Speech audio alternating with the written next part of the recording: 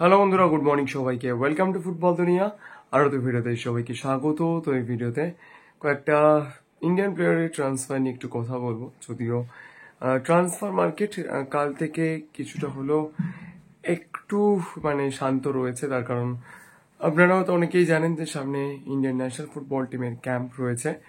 তো সেই ক্যাম্পে যেসব ইন্ডিয়ান প্লেয়ার্সরা থাকবে তাদের ট্রান্সফারের ব্যাপারটা হয়তো একটু হলেও সীমিত হয়ে যাবে কয়েকটা দিন। তো যাই হোক, এই মুহূর্তে একটা খুব গুরুত্বপূর্ণ প্লেয়ার এবং সেই প্লেয়ারটি কিন্তু খুব একটা ইম্পর্টেন্ট ট্রানজিশনে দাঁড়িয়ে রয়েছে।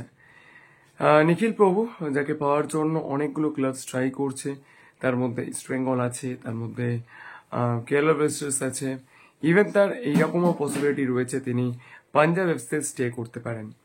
তো এই পর্যন্ত আমাদের সকলেরই জানা ছিল, কিন্তু নতুন করে একটা বিষয় শুরু হয়েছে। ইস্ট বেঙ্গল কিন্তু নিখিল প্রভুর ব্যাপারে আবারও ইন্টারেস্ট দেখাচ্ছে, এইরকমটা কিন্তু সূত্র মারফত খবর পাওয়া যাচ্ছে।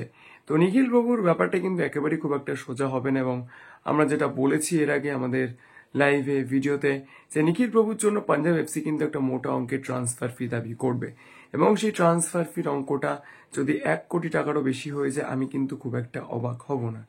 তো সব মিলিয়ে দেখতে গেলে নিখিল প্রভুর ব্যাপারে ইস্ট বেঙ্গল ইন্টারেস্টেড হলেও কিন্তু কতটা তাকে নিতে পারবে ও নিখিল প্রভু তার ফিউচার নিয়ে কি ডিসিশন নেবে সেটা কিন্তু অবশ্যই একটা গুরুত্বপূর্ণ বিষয় হবে।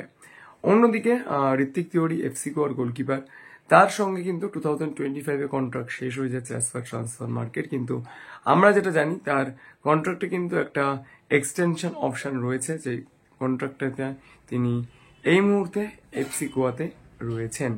তো ঋত্বিক তিওয়ারির ব্যাপারে কিন্তু মাল্টিপল আইসেড ক্লাবস ইন্টারেস্টেড, এবং সূত্র মারফত এই খবরটা পাওয়া যাচ্ছে মোহনবাগান সুপার জায়ান্ট কিন্তু ঋত্বিক তিওয়ারির ব্যাপারে ইন্টারেস্টেড।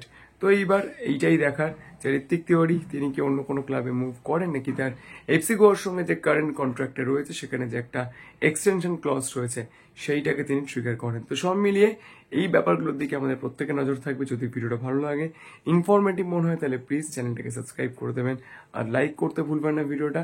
তার কারণ আপনাদের একটু সাপোর্ট অনেক অনেক মোটিভেশন দেয় আরো ভালো কাজ করার জন্য। Thank you so much to all of you.